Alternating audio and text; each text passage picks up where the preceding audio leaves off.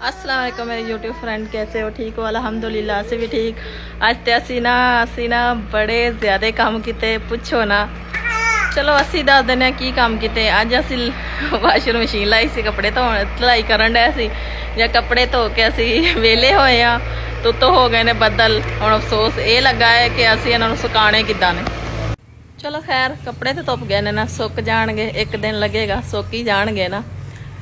वैसे मौसम बड़ा प्यारा हो गया है।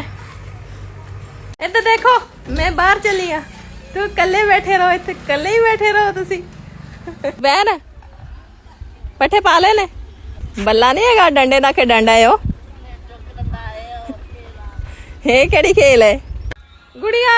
असी आ गए वापसी, देखण नहीं शादी नहीं पता नहीं कितने चले ने। हाय की कर लेंदे ये की कर लेंदे हो? अजे तो फिलहाल नहीं सुके कपड़े, वो ही ना मौसम की वजह तो कपड़े अजे गिले ही ने। चलो सुकते रहनगे आस्ते आस्ते।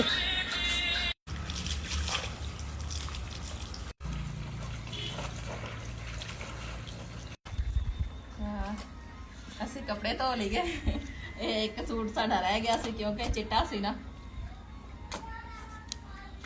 बच्चे कपड़े बहुत गंदे कर लेंदे ने, इन्हू बहुत दाग लगे हुए से। फिर असं बलीच पाई ਇਹਦੇ ਚ। मैं कहा चलो बलीच पा के देखने दाग उतर जाते जो नहीं। ऐसा देहातां के दाग भी ਜਿਹੜੇ लगते हैं ना, बड़े औखे उतरते हैं। थोड़ा मल लेने ना हाथ से। गुड़िया भी देखती है आ की करनी है। तेरे भी कपड़े धुलाई कर दिते ने, असी धुलाई कर दिते ने।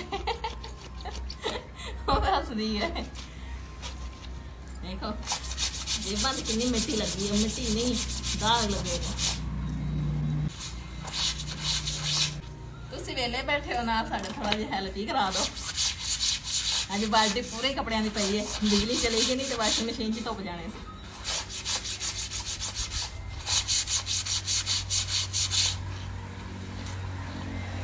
चल मैं कहा पट्ठे पा दो, बाद ने पा दो। चल मैनू नहीं लगता पाए ने, मैनू आप ही जाना पैना पट्ठे पाउण लई।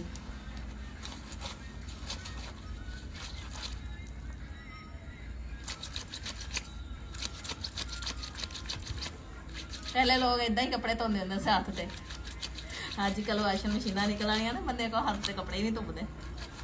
बंदियां कोल नहीं, बुढ़ियां कोलों।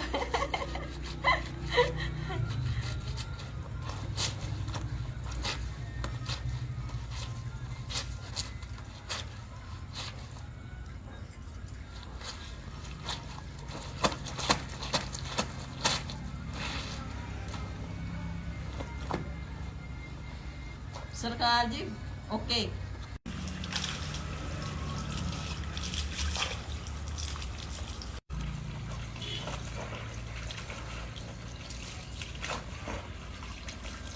कमीज में धो ली और बिजली तो आ गई है, मतलब नहीं हाथ से कपड़े धोने पे। चलो कोई नहीं, बीता भी वक्त जरा ना याद आ गया। पहले भी तो हाथ से धोने थे।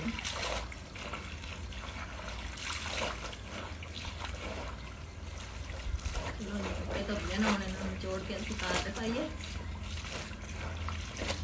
फिर गुड़िया ने नहा लीए। नहीं खा चलो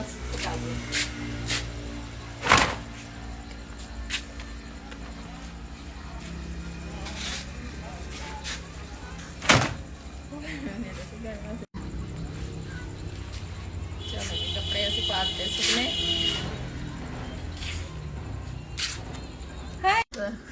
साडा आटा ना धोंदी, फटाफट दुध मेल लीए। दुध मेल के रखा, तार कढ़ के काफ़ी देर की रखी है।